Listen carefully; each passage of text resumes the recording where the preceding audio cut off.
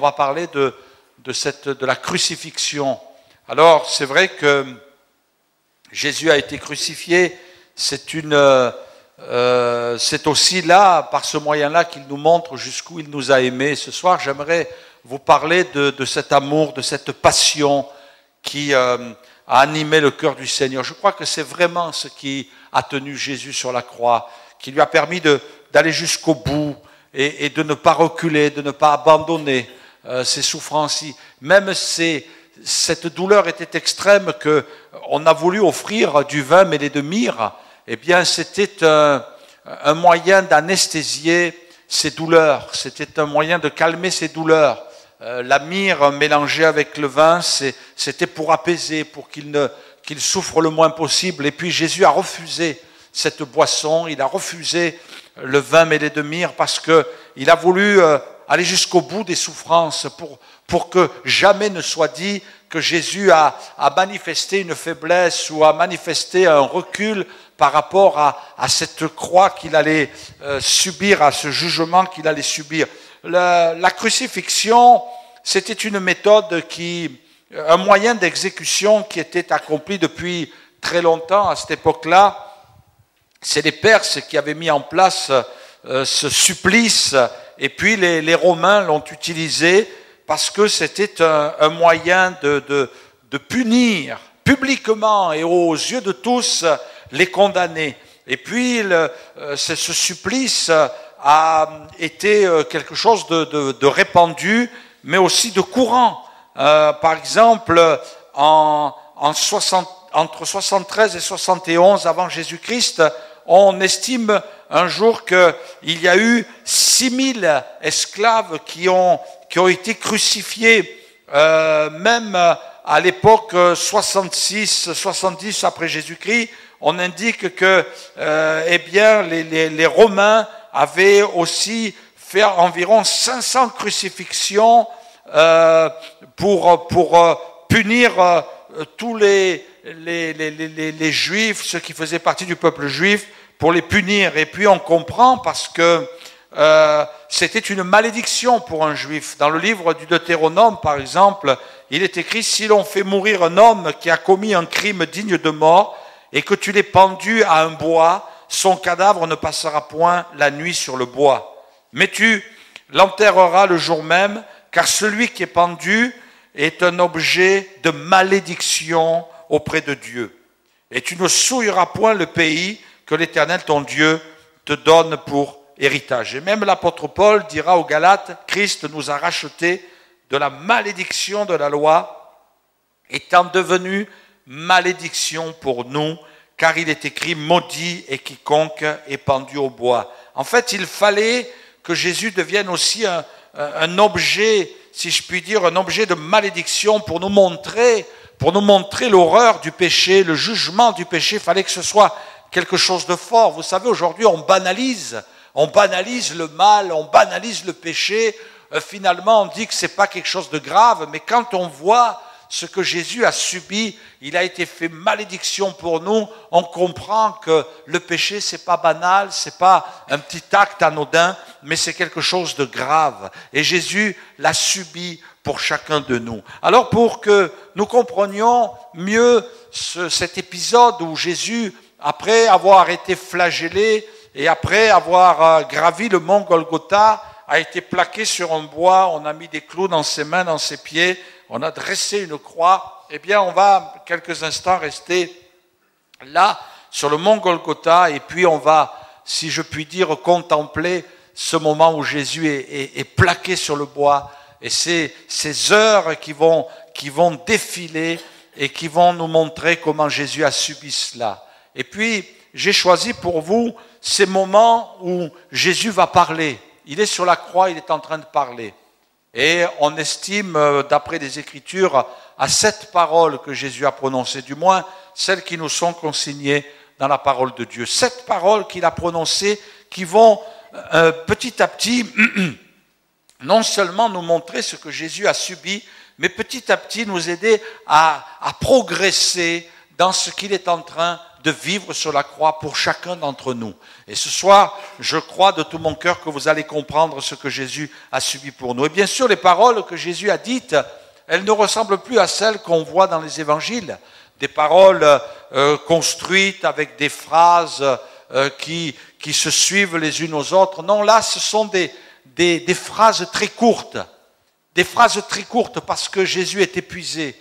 Jésus est là et en train de suffoquer. La chaleur est en train de frapper. Il arrive vers le moment où le soleil est le plus haut. Hein, d'après les évangiles, on sent qu'il a été crucifié en fin de matinée et puis que quelques heures après, au moment où le soleil a frappé le plus fort et puis avec les douleurs qui étaient en train de le faire terriblement souffrir et en plus le supplice de la croix qui n'était pas une position, si je puis dire, confortable parce que tout tiré sur les bras, oppressé, la cage thoracique, ils avaient du mal à respirer. Jésus, on l'a vu la semaine dernière, avait passé une nuit à être frappé, il n'avait pas mangé, il n'avait pas bu, il venait d'être flagellé, enfin quelque chose de terrible que Jésus était en train de subir, son corps est épuisé, il est fatigué, et pourtant là, il n'abandonne pas, il reste lucide jusqu'à la fin. Et Jésus va parler, il va prononcer quelques paroles et puis sûrement que tout le monde devait être attentif, surtout ceux qui le connaissaient, à ces paroles. La première des paroles que Jésus va prononcer, c'est « Père, pardonne-leur, car ils ne savent ce qu'ils font. » Et la Bible dit, ils se partagèrent ses vêtements en les tirant au sort. « Père, pardonne-leur. » Pardonne-leur. Quelle phrase forte. Je crois que le plus difficile que je rencontre dans la vie des gens, avec l'exercice du ministère, je crois que j'ai rencontré toutes sortes de gens avec toutes sortes de difficultés, avec toutes sortes de souffrances, mais je crois que la chose, je ne sais pas si je devais aujourd'hui, peut-être je changerai d'avis dans quelques années, mais la chose qui semble le plus difficile, c'est de pardonner. De pardonner. De pardonner. Je crois que les gens m'ont dit, pasteur, je suis prêt à beaucoup de choses, mais pardonner, je n'y arrive pas. Et puis j'entends des gens me dire, pardonnez, pardonnez. C'est dur de pardonner. Et Jésus, là, il n'est pas là avec une idée de vengeance. Il n'est pas là pour dire, frappe-les. Il aurait pu dire à Dieu, frappe-les. Il aurait pu prier en disant, frappe-les. Et puis, entre le moment où Jésus aurait dit, frappe-les, et le moment où ils auraient été frappés, il n'y aurait pas eu beaucoup de temps qui se serait écoulé.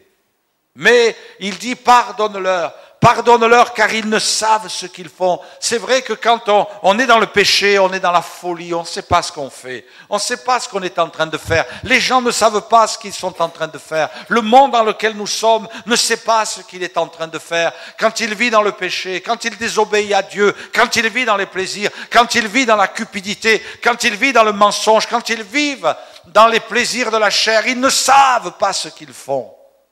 Après, ils s'étonnent de voir toute la souffrance qui leur retombe dessus. Après, ils s'étonnent en disant, mais qu'est-ce qu'on a fait?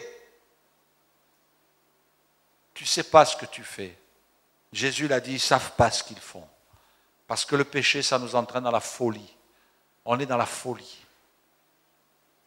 Mais Jésus dit, pardonne, parce que c'est la chose la plus importante. Ce dont tu as besoin aujourd'hui, comme je disais tout à l'heure, ce n'est pas d'une religion, mais c'est du pardon de Dieu. Et ce pardon, tu ne l'auras jamais ailleurs qu'en Jésus, mais dans un Jésus crucifié. Il y a des gens qui essaient de trouver le pardon. Il y a des gens qui disent, oh, il faut que je me rachète. Il faut que je me rachète en faisant de bonnes œuvres. Il faut que j'arrive à trouver la paix intérieure. Pardonne-leur. Tu sais que si tu trouves le pardon en Dieu, tu vas arriver à te pardonner à toi-même. Et tu vas arriver à pardonner dans les autres. Tu vas arriver à pardonner les autres aussi. Et finalement, ce que Dieu veut, c'est que ces sentiments qui animaient le cœur de Jésus puissent t'animer aussi. que tu puisses arriver à pardonner. Peut-être que ça te semble impossible, mais Dieu veut t'aider. Dieu veut te secourir. Dieu veut te donner des forces nouvelles. Jésus a dit pardonne-leur. Quelle force, quelle puissance dans la personne de Jésus. Et ce soir, Dieu veut t'aider. Non seulement à ce que tu reçoives le pardon, mais que ce pardon devienne une force aussi en toi. Pardonne-leur. Première parole de Jésus. La deuxième parole, c'est Jésus dit, je te le dis en vérité, aujourd'hui tu seras avec moi dans le paradis.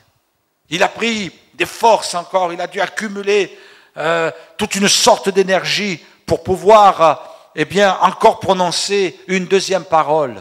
Il est en souffrance, il est crucifié. Et puis là, il y a un homme à côté de lui, un brigand, qui l'a insulté, qui s'est moqué de lui, qui a prononcé des paroles qui ne nous sont même pas révélées. Mais à un moment donné, cet homme se reprend. Et il dit, mais lui, il est juste, nous, on est coupables. Et puis, il dira à Jésus, souviens-toi de moi quand tu viendras dans ton règne. Et Jésus trouve la force encore. Il trouve la force de prononcer des paroles à cet homme qui est à côté de lui. Et il lui dira, aujourd'hui, tu seras avec moi dans le paradis. Aujourd'hui, tu seras avec moi dans le paradis. Le seul moyen pour que la porte du ciel soit ouverte, c'est que tu reconnaisses que Jésus a donné sa vie pour toi. Il t'ouvre la porte du paradis. Il y a des gens, ils ne savent pas où ils vont. Il y a des gens, ils ne savent pas où ils vont passer l'éternité. Moi, je côtoie toutes sortes de gens et c'est impressionnant. Vous savez, nous les pasteurs, quelquefois, on est un petit peu... Ah oui, on est un petit peu dans notre monde, vous savez, on a le nez dans la Bible, on a les yeux vers le ciel, on prie le Seigneur, et puis on parle aux gens, on reçoit des gens qui viennent nous voir, et puis notre monde, c'est l'Église. Mais vous savez, il y a des gens, quelquefois, un petit pasteur, mais où va ce monde? Où allons-nous? Moi, j'aimerais vous dire une chose, mes amis. Il y a beaucoup de gens qui ne savent pas où ils vont. Eh bien, quand on est chrétien, on sait où on va. Vers la paix. Chut, vous écoutez. D'accord? Si vous voulez parler, vous attendez un petit peu, on va parler tous les deux. On est d'accord? Merci. Il y a des gens, ils ne savent pas où ils vont. Mais je peux vous dire une chose, mes amis. C'est que si vous recevez Jésus dans votre cœur, vous allez savoir où vous allez. Et là, ça va remplir votre cœur de joie. Aujourd'hui, tu seras avec moi dans le paradis. Et si aujourd'hui, vous receviez cette certitude, et si aujourd'hui, avant d'aller vous coucher, si aujourd'hui vous sortiez de ce lieu en disant, je vais dans le paradis, mes amis, je vais dans le paradis. Peut-être pas tout de suite, hein, c'est pas ce que je veux dire, hein. Peut-être, mais d'avoir cette certitude, je sais où je vais. Vous savez, il y a des gens, ils se sont trouvés au bord de la mort, et même j'ai lu des témoignages de gens qui se sont convertis en prison et qui devaient être exécutés à cause d'un drame qu'ils avaient commis, d'un assassinat, et puis en étant visités en prison par des aumôniers, eh bien, ont donné leur cœur à Jésus. Eh bien, ce que je n'oublierai jamais, c'est ce témoignage de cet homme qui était condamné à la chaise électrique. Vous savez ce qu'il a fait? Il a impressionné tout le monde. C'est qu'il a dit, je sais où je vais. Avant de mourir, s'étant converti dans la prison, il a dit, je sais où je vais. Et au moment où il s'est mis sur la chaise électrique, et je peux vous assurer que les bourreaux ou ceux qui exécutaient les coupables en ont vu de toutes les couleurs. Avant cet ultime moment, eh bien, ils ont dit, on n'a jamais vu ça. Vous savez ce qu'il faisait? Il aidait ces bourreaux à attacher les courroies pour qu'ils soient plaqués sur la chaise électrique. Je sais où je vais. Dans le paradis. Aujourd'hui, tu seras avec moi dans le paradis, a dit Jésus. Troisième parole, Jésus voyant sa mère, et auprès d'elle, le disciple qu'il aimait, il dit à sa mère, « Femme, voilà ton fils. » Puis il dit au disciple, « Voilà ta mère. » Et dès ce moment, le disciple l'a pris chez lui. J'aimerais vous dire que la croix aussi nous révèle toute l'attention de Dieu pour chacun de nous. Et ce soir, j'aimerais te dire, mon ami, que tu as toute l'attention de Dieu. La croix, c'est le témoignage que Dieu s'intéresse à ta vie. Il s'intéresse non seulement à ton présent, mais à ton avenir proche et lointain. Jésus a vu sa mère, Marie, qui était là, et il lui a dit, voilà ton fils. Et il dira à Jean qui était à côté, voilà ta mère. Et la Bible nous dit que c'était simplement pour qu'il la prenne à la maison, c'est écrit, c'était pour qu'il s'occupe d'elle. C'était une veuve. Elle était toute seule. Et ce soir, j'aimerais vous dire, mon ami, que ta vie, elle intéresse Dieu. Peut-être personne ne s'intéresse à toi. Personne ne s'intéresse à toi. Peut-être que tu te sens comme quelqu'un qui n'a pas de valeur. Peut-être que tu as été quelqu'un qui la vit, comme ça a été le cas de Marie, la mère de Jésus. La vie est venue prendre ce que tu avais. Et puis, tu te trouves là dans la difficulté, tu te trouves là dans le besoin. Et puis, vous savez, mes amis, il semblerait que dans l'échelle de la douleur, eh bien, il n'y a rien de plus douloureux qu'une maman de voir mourir son fils ou sa fille. Il paraît que dans l'échelle des souffrances, c'est ce qu'il y a de plus terrible. Et puis Jésus, quand il était crucifié, on peut imaginer le cœur de la maman qui est quand même là, parce que c'est quand même une maman, Marie, et qu'elle voit là son fils, celui qu'elle a mis au monde, en train de mourir, de souffrir. Et pourtant Jésus, là, est attentionné. Et ce soir, j'aimerais dire que tu as toute l'attention de Dieu.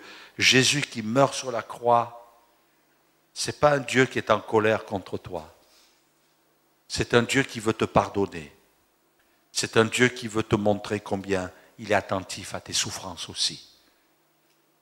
Il n'est pas là concentré sur ses souffrances, il est concentré sur la souffrance qui est en face de lui. Et ce soir, j'aimerais te dire, mon ami, tu n'es pas seul dans tes souffrances. Il y a quelqu'un à qui ça intéresse. Aujourd'hui, on entend parler de gens qui s'immolent par le feu, des gens qui se suicident, parce que pour eux, ce sont des actes désespérés. Il y a des gens qui se suicident sur leur lieu de travail parce qu'ils veulent attirer l'attention. Et regardez nos problèmes, regardez nos soucis, regardez nos tensions, regardez notre détresse, regardez notre déprime, regardez notre dépression. Et finalement, il y a des journalistes qui vont en parler et puis on va se questionner, on va dire bon, il faut trouver une solution. Mais j'aimerais te dire, mon ami, que tes souffrances, elles ne laissent pas Jésus indifférent. Et puis ce qu'il y a de merveilleux, c'est que Jésus n'est pas là sur la croix en disant « Oh, ma pauvre Marie, qu'est-ce que tu vas souffrir maintenant ?» Non, il a la solution. Amen. Il a la solution. Il y a une solution pour ta vie. Il y a une solution pour tes problèmes, parce que Jésus est la solution. Fais-lui confiance. Ça va peut-être prendre du temps, mais fais-lui confiance. Il sait ce qu'il fait. Il sait ce qu'il fait.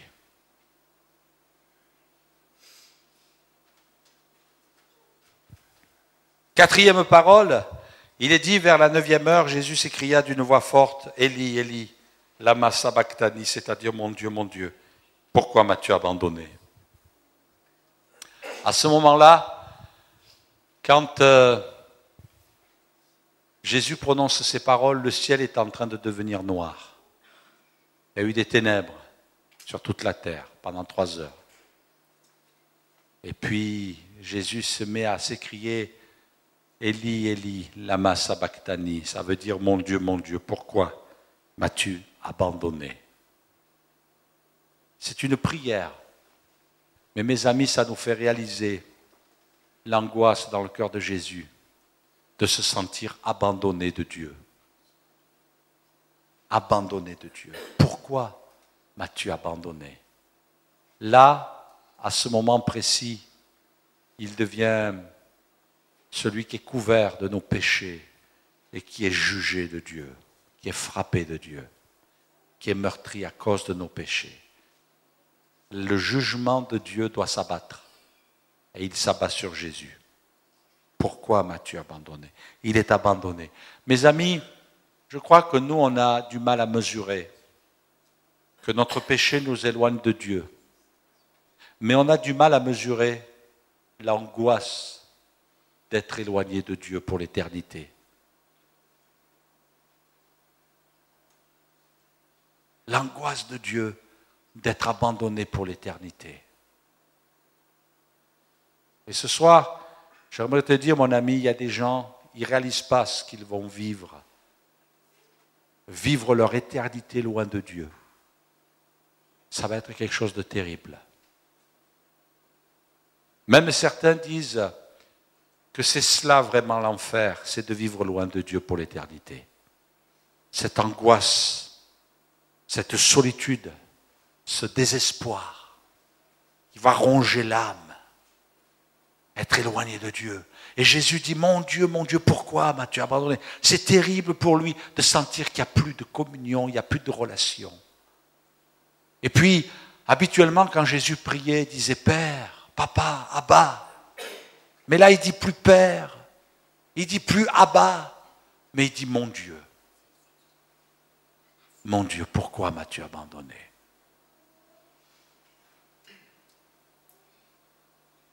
Jésus a été abandonné pour que toi tu ne le sois jamais. Jésus a été rejeté pour que toi tu sois reçu et pas rejeté. Jésus a subi ça sur la croix parce qu'il a pris tout ce qui t'éloignait de Dieu.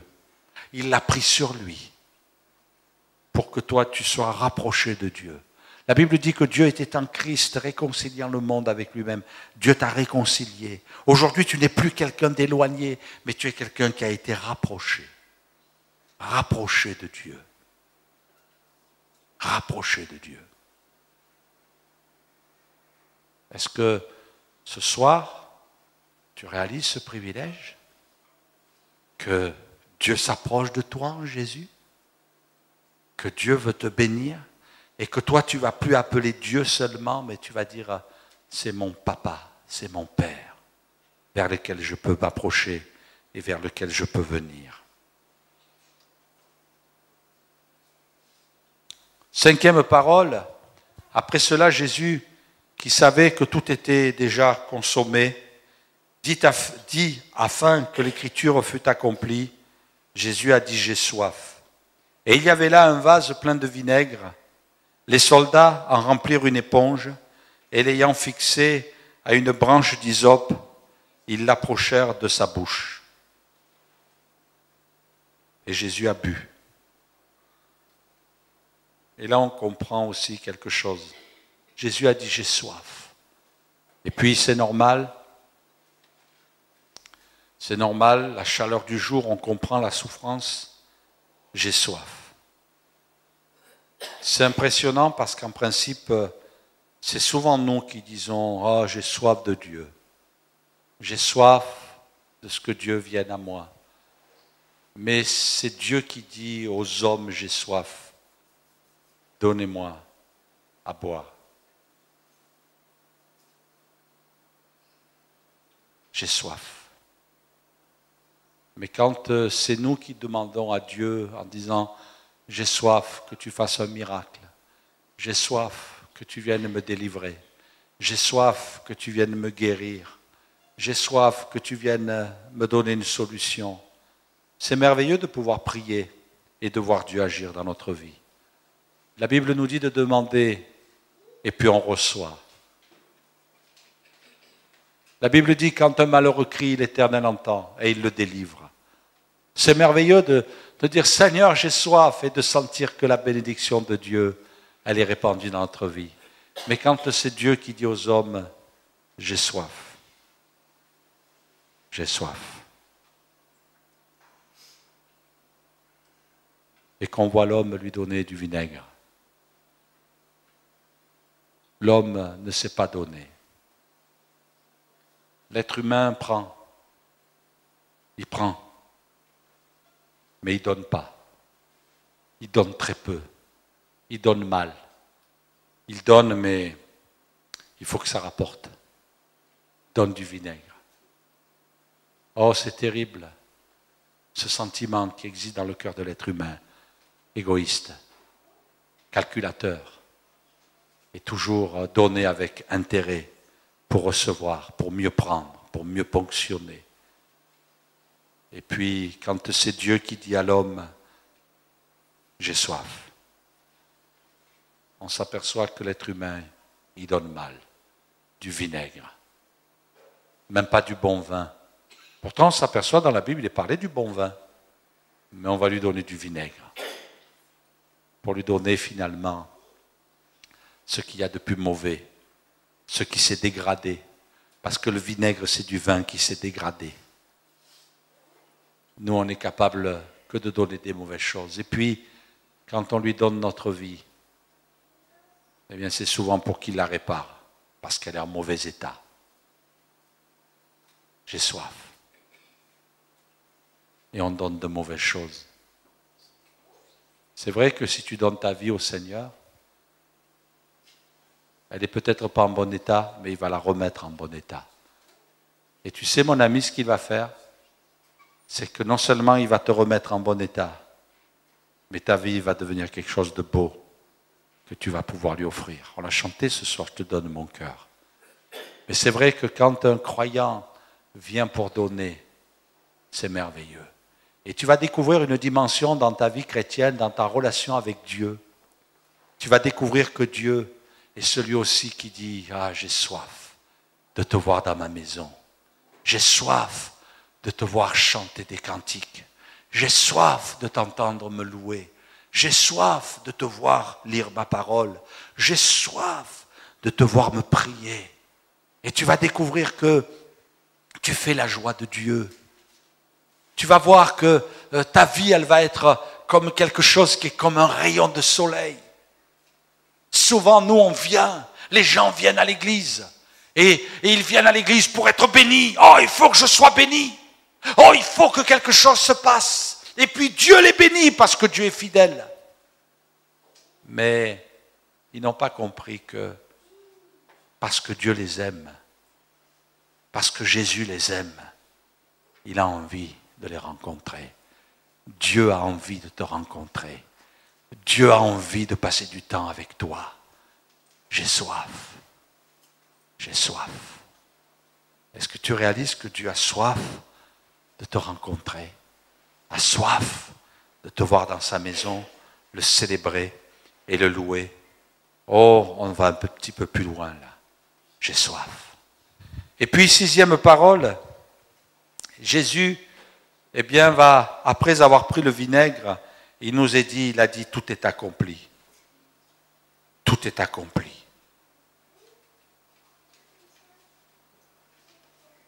Tout est accompli. C'est une expression qui veut dire la facture est payée, le prix est payé, il n'y a plus rien à payer, tout est accompli. Mon ami, il faut que tu trouves la plénitude dans l'œuvre de la croix. Souvent, nous, on a envie de rajouter, on a envie de payer. Ça vous est jamais arrivé qu'on vous dise, va dans tel magasin et tu vas chercher un cadeau. C'est payé déjà. Ça fait plaisir quand ça nous arrive des choses comme ça. Hein? Non? Non, ça vous fait pas plaisir? Non, pas du tout. Ben moi, ça me fait plaisir. Qu'on arrive quelque part et on me dit, voilà, c'est payé. En principe, quand ça nous arrive, eh bien, on ne sort pas le chéquier en disant, bon, ben, je veux rajouter le reste. Mais c'est payé. T'es pas un peu, à Marseille, on dirait, t'es pas un peu fada sur les bords? C'est une mauvaise surprise. Chut, c'est moi qui prêche. D'accord? C'est vrai? C'est payé. Tout est accompli. Tout est payé. Tu n'aurais plus rien à faire. Oh, mais c'est trop beau. Oui, c'est beau, il faut y croire. Tu n'as plus rien à faire. Jésus a payé pour toi. Jésus a payé pour toi. Tu n'as plus rien à faire. Tout est payé. Tu as le pardon des péchés. Tu es réconcilié avec Dieu. Tu deviens ami de Dieu alors que tu étais ennemi. Tu es réconcilié parce qu'il a payé pour toi. Et enfin, je vais inviter les musiciens. Jésus s'écria d'une voix forte, « Père, je remets mon esprit entre tes mains. » Et en disant ces paroles, il expira. Je remets mon esprit entre tes mains. Vous savez, s'il y a bien un domaine où on ne peut pas agir, c'est sur le moment où on va mourir. On ne le choisit pas. Ce n'est pas nous qui choisissons. Ah ben tiens, voilà, maintenant, c'est fini. Non, ça vient vous faucher. D'ailleurs, la mort est souvent appelée la faucheuse. On est fauché par la mort. Elle nous surprend. On la subit. Mais voyez-vous, celle de Jésus, ça n'a pas été la même. Il n'a pas dit « je meurs », mais il a dit « je remets mon esprit entre tes mains ». Et puis la Bible dit que, dans un autre verset, il a baissé la tête. Elle n'est pas tombée, il l'a baissée. Et il a rendu l'esprit. S'il y a bien quelque chose dont Jésus a été maître, c'est sa vie. Et puis là, on voit le fait que Jésus a donné sa vie. On ne la lui a pas prise. On ne lui a pas enlevé la vie. Mais il nous montre par là qu'il a donné sa vie. Il s'est offert. Il a été un don pour toi. La mort de Jésus, ce ne sont pas ni les Romains ni les Juifs qui lui ont fait subir, mais il a donné sa vie. Il a donné sa vie. Et ce soir, il faut que tu saches une chose, c'est que Jésus a donné sa vie pour toi. Ouais. On n'a pas pris sa vie, il l'a donnée volontairement. Et ce qu'il veut, c'est qu'il en soit de même sur le plan de la foi. Il ne va pas prendre ta vie. Il ne va pas te dire, toi, il faut que tu sois sauvé. Toi, il faut que tu sois chrétien. Toi, maintenant, il va falloir que tu me serves. Toi, il va falloir que tu fasses ceci. Toi, il va falloir que tu fasses cela. Non. Je te donne ma vie. Je te donne ma vie, Jésus.